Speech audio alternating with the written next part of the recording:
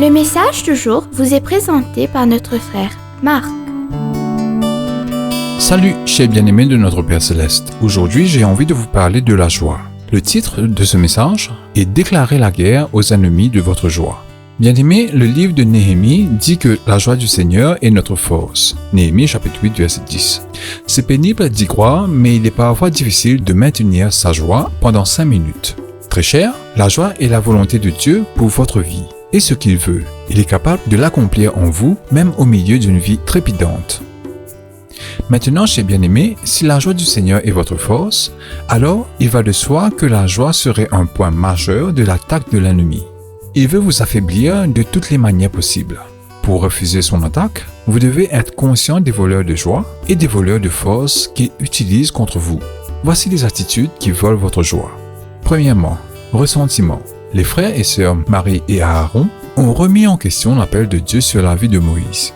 Chaque personne a été appelée à un ministère particulier et aucun ministère n'est meilleur, plus important ou plus valable qu'un autre.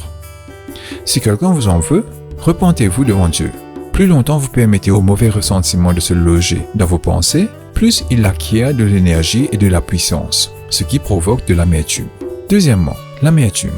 Le Seigneur dit « Veillez à ce qu'aucune racine amère ne pousse pour causer des problèmes et souiller nombreux d'entre vous. » Hébreux chapitre 12, verset 15. Bien-aimés, l'amertume est contagieuse. Elle détruit votre joie et celle de ceux qui vous entourent.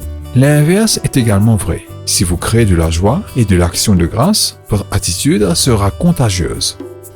Troisièmement, la colère. Que le soleil ne se couche pas sur ta colère. Éphésiens chapitre 4, verset 26. La colère juste existe, mais elle ne conduit pas au péché. Mais moi, je vous dis que quiconque se met en colère contre son frère sera passible d'un jugement, de feu de l'enfer. Matthieu 5, verset 22. Jésus voit évidemment la colère comme un gros problème.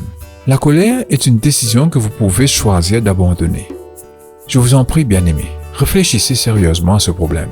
Demain, nous continuerons à considérer les attitudes qui volent notre joie et que nous devons lutter contre elles. Que Dieu vous bénisse tous. Profitez de votre journée en lui. Au revoir.